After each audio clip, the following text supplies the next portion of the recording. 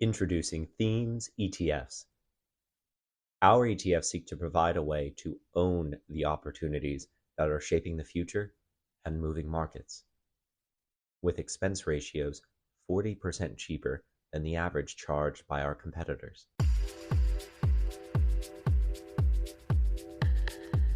Hi, this is ETF.com's Exchange Traded Fridays podcast, a weekly podcast covering developments in the ETF industry. My name is Sumit Roy, and I'm Senior Analyst for ETF.com. And I'm Jeff Benjamin, Wealth Management Editor here at ETF.com. This week, we're talking with Matt Collins, Head of ETFs for PGIM Investments, the asset management arm of Prudential. Matt, thanks for being on the show. Thank you. It's great to be here. I appreciate the opportunity.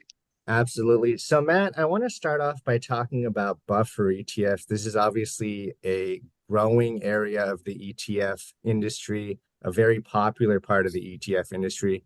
And buffer ETFs have been around for several years now, but you recently launched some new buffer ETFs. Can you tell us what differentiates your buffer ETFs from the others that are out there? Yeah, I would love to. And we're going to talk about sort of the growing nature and all of this interest going into buffer ETFs has really come over the last 2 years. It's become a 30 billion plus market in just a few years. But historically, these are structured products or options packages or various kind of products in other vehicles that have been going on for 30 years.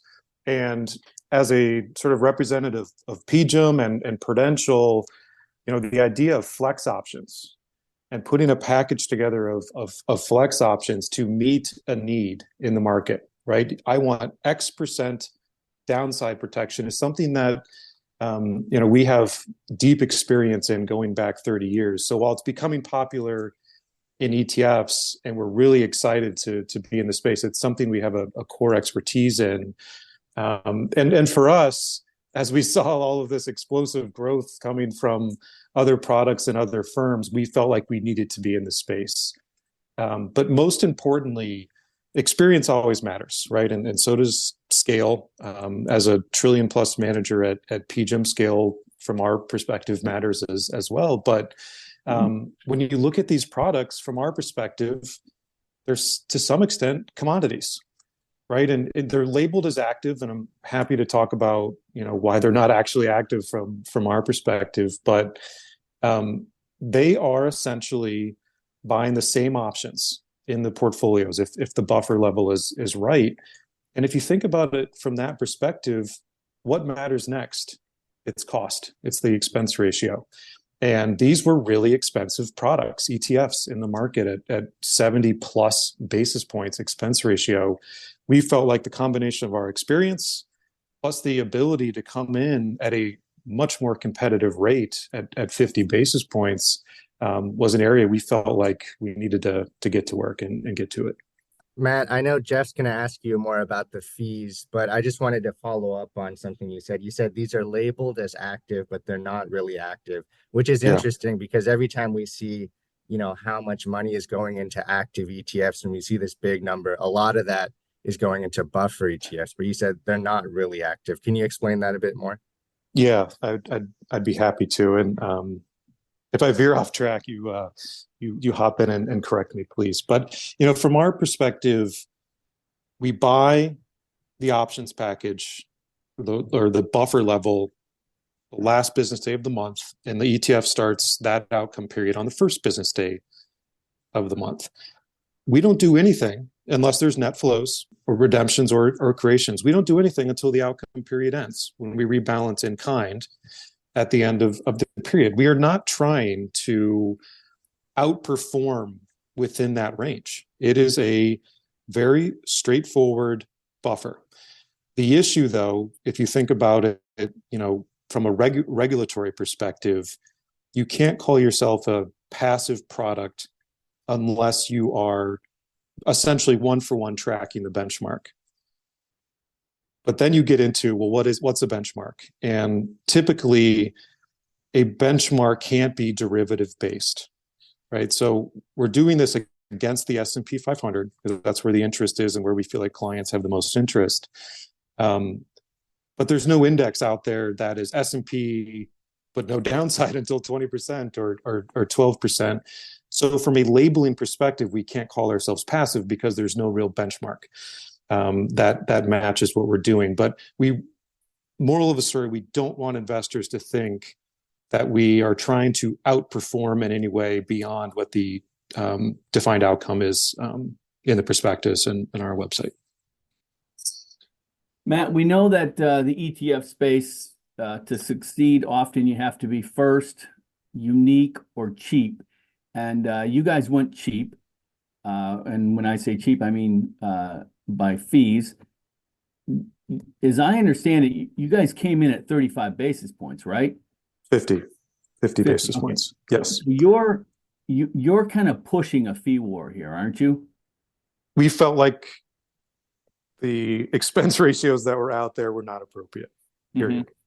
Mm-hmm. And it's been this case for 30 years in the ETF industry. To your point, if you're first, the money tends to come if you are first in an interesting space. There were two firms out there that were first to the space. And when that happens, they feel like they can price their products, in a way that's a little bit more than what it probably costs to run them. And, from our perspective, we aren't just jumping in it because we saw the interest. We have a historical experience here, but we felt like we could offer it at a 50 basis point fee, which is, call it 24 basis points lower than the average in the category. So yeah, we felt like there was a lot of room to improve from a product perspective. Is there still a lot of room on the fees? If you're asking if 50 basis points is more than the average S&P 500 ETF expense ratio, yes, absolutely. I wouldn't be surprised if there's some level of compression in the future. We'll see where it goes. And Matt, what do you think about buffer ETFs in the context of the current market environment? Obviously, we saw quite a substantial rally in the S&P 500 last year, but we're hanging right around the highs from 2022, the record highs. The market's been pretty choppy if you look at it over the past year or two. Is this the right environment for these type of products? Is this something investors should be considering with so much uncertainty out there? So, we just talked about hot products and being first, and a lot of times that comes in sort of the niche categories. And given all the interest in buffers, I think the first reaction from our clients is this a trend based off of perceived volatility in the market, or maybe where the market is potentially going? That is not how we view these. In our experience, not how investors use them. And think about it from this perspective. If you're, for a long-term investor, if your target average annualized return for an equity portion of a diversified portfolio is, say, 8%. Maybe it's 6, maybe it's 10, but let's just say 8% is sort of your target long-term annualized return on your equity sleeve of the portfolio. For these buffer products, they have caps and buffers, and if you want to go into the education, I'm happy to. But for these, let's just say the cap on a buffer product, which is the amount of upside you have in the market, given sort of the protection you've bought, if it's 15%, for most investors that are long-term investors, they don't want the lottery ticket. They want to protect themselves in bad markets, and they want to experience something around that range that they expect from a return perspective.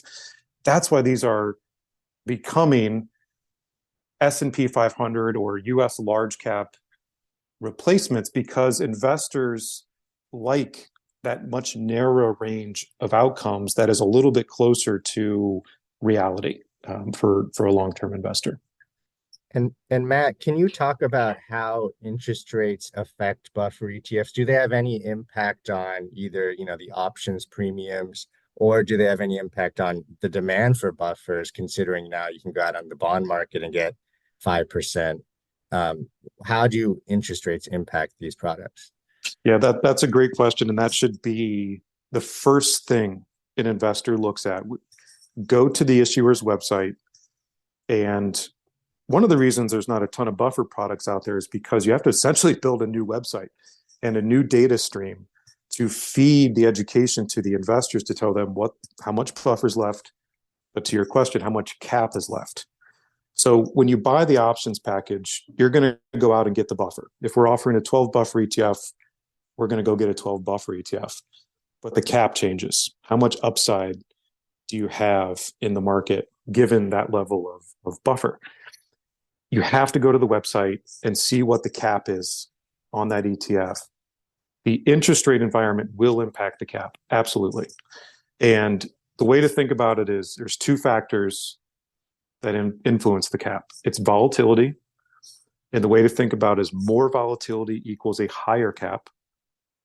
Lower interest rates equals a lower cap. So, sometimes, they're working in opposite directions. Sometimes they're working together to bring that cap up.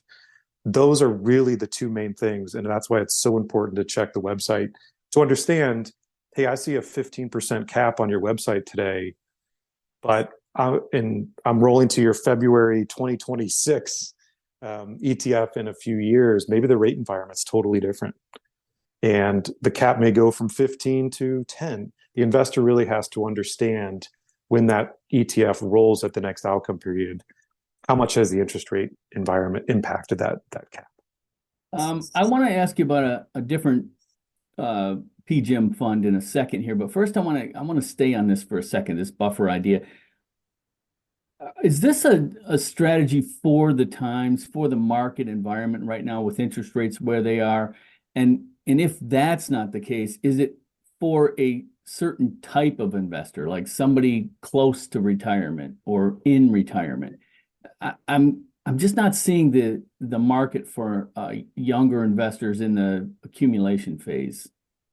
Yeah, it's an interesting one. So I guess let's stay with the younger investor that is 401k-ish in their investment portfolio, right?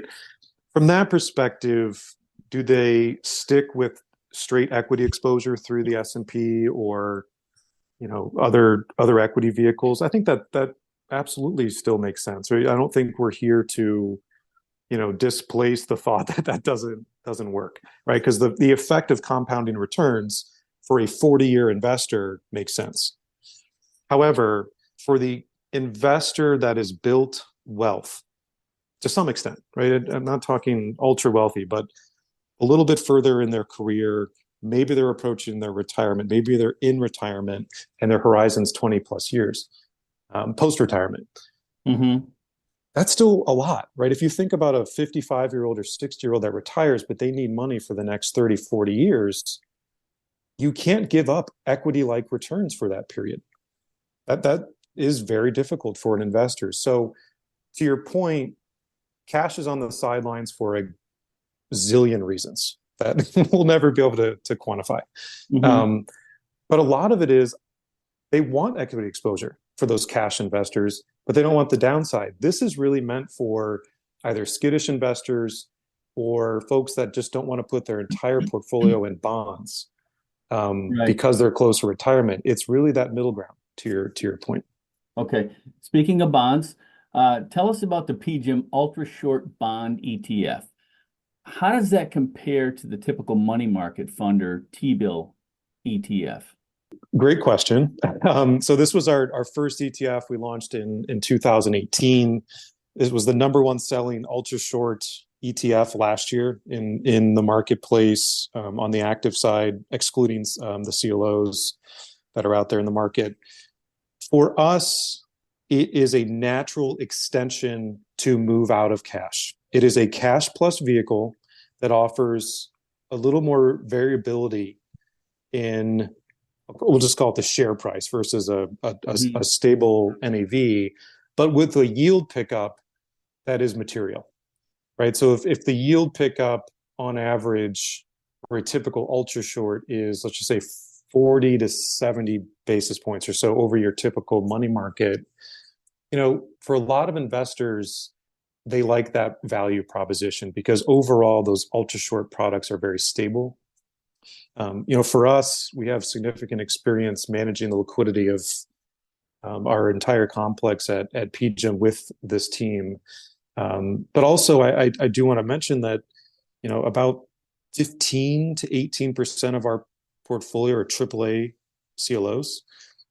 That has an even higher yield pickup than sort of your average investment grade bond in the market. So there's been so much interest. But what I would say for clients is it's an attractive replacement for the short end of the market. So it's not just a money market plus, but it can be a really attractive value proposition for a short corporate, a short investment grade. Take some of that risk off, take some of that duration off, but still maintain an attractive yield level. And Matt, do you have a view on kind of if rates have peaked or where they're headed from here? Because I know obviously last year was a very easy environment. If you knew that rates were going to go up all year, just plop your money in money market funds, keep your duration very short. How do you think investors should position their fixed income portfolios today where the uncertainty about rates is much higher? So we're starting to see expected interest rate cuts being priced in to the bond market, and longer duration vehicles, whether it's core plus, passive products, have had a really good couple of months. And that's because we're starting to see it priced in. I think from our perspective, we're not quite sure when and how much, because inflation is still a concern out there, but we're pretty comfortable that it stopped from a hike perspective, and we're on the front edge of a lot of investor demand from our perspective into, call it, adding a little bit of duration to the portfolio with the expectation that sort of trend continues over the next 18 months. Matt, what about the PGIM Total Return Bond ETF? Who is that for? Is that a direct competitor to the iShares Core U.S. Aggregate Bond ETF? So the Total Return Bond ETF, PTRB, that's our flagship strategy from PGIM Fixed Income. So PGIM follows a multi-manager approach. We have PGIM Fixed Income, which manages a little over 750 billion in AUM. So one of the largest risk management teams in the world, and particularly within the U.S. market. We are a really big risk management focused firm, and the TRB product from a retail perspective has been available for 25 plus years. And we are really big believers in offering ETFs that leverage what we do well. So if you think back, there's the front edge of this active market was a lot of managers doing smart beta or something different than what they were known for. Let's say this is right up the street with our flagship total return bond strategy that we've been running for a long time, but it is a core plus strategy. And from our perspective, we compete in that core product, but I wouldn't call it that all investors would sort of displace their core or ag position for a core plus. We see a lot of investors with the complement of a core and then adding a core plus vehicle, because core plus for the long-term investor has great risk-adjusted returns for the long-term investor. And if you can enhance your total return experience alongside a core position, even a low-cost core position, whether it's active or passive, that really enhances that bond portion of the portfolio for long-term investors. Matt, another one of your ETFs I want to talk about is your CLO ETF, ticker symbol PAAA. A lot of people, they hear the term CLO, but they're not quite familiar with it. It obviously has, there's something we heard back in the financial crisis, but I know, they got a bad reputation back there, the alphabet soup of CDOs, CLOs, and things like that. But can you enlighten us? What is a CLO ETF? How does it work? Absolutely. Another hot part of the market, if you think about active in the marketplace, buffer was a big story, conversions were a big story, CLOs are a big story. And I'm going to go, we could probably rewind and go back to what I mentioned on buffers, but PGIM is one of the largest managers of CLOs in the world. So we manage about 100 billion in securitized product AUM, 50 plus billion in CLOs alone. So we saw sort of a big rush to AAA CLOs out there in the market, and same story, offering the lowest cost CLO product out there in the market. But to answer your question on sort of what's going on here, how do I think about risk relative to what folks would think about in the mortgage world or securitized world back in 08? You have to focus on credit quality. So PAAA, true to its name, is AAA rated securities only.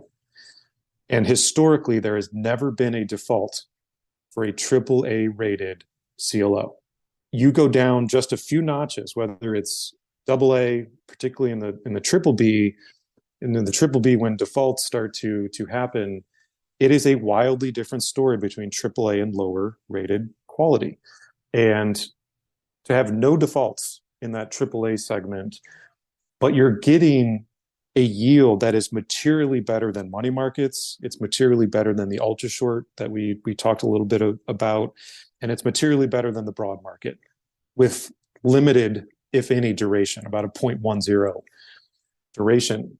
For clients, if you can get AAA rated, low duration, but a yield that is materially better than the ag or other securities, that's a really attractive value proposition.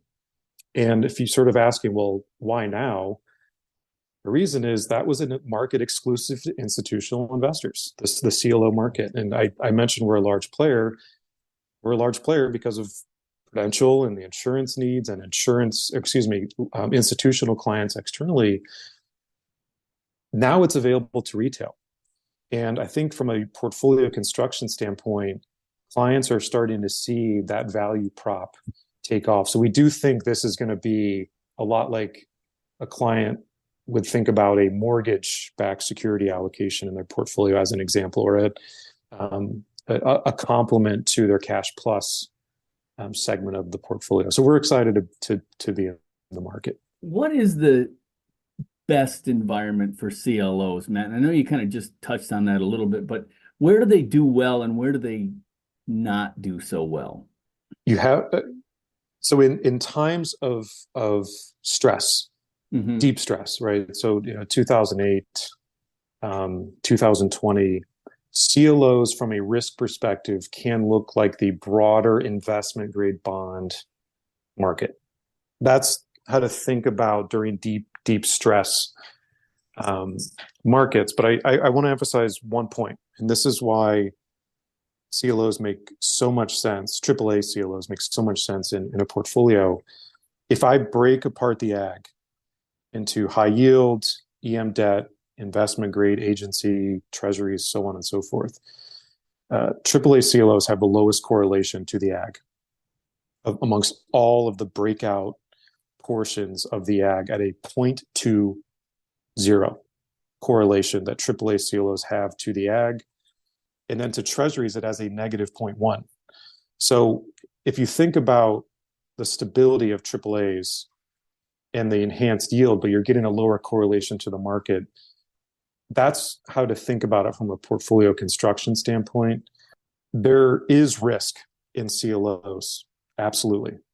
In general, across, it's a single asset class, but the risk is just vastly different between AAA and lower rated tranches. And from our perspective, you don't get compensated from a risk and return perspective to take on credit risk in that space. So that's where I think clients should think about where they work and where they don't work in market cycles.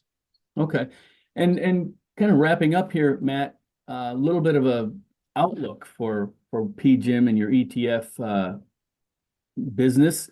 What can we expect to see in the future from you guys? Well, I guess I can summarize our future with how we just talked about a little bit. We have, as a $1 trillion manager, we have a lot of experience in different segments of the market. Our number one goal to client is to not tinker with what we do well. We want to offer strategy that we have experience, and we want to offer at an extremely cost competitive segment. And I think from an active perspective, particularly on the mutual fund side, there's been so much outflow it's not because people don't like active, it's because of the cost. So our goal is to offer clients what we do well at an expense ratio much closer to your typical sort of passive category average. So we are really focused on launching substantially similar clones, however you want to phrase it, to a lot of our existing strategies. And then for some of these other like buffers, like CLOs, come in with a product we have experience in, but really lower the cost.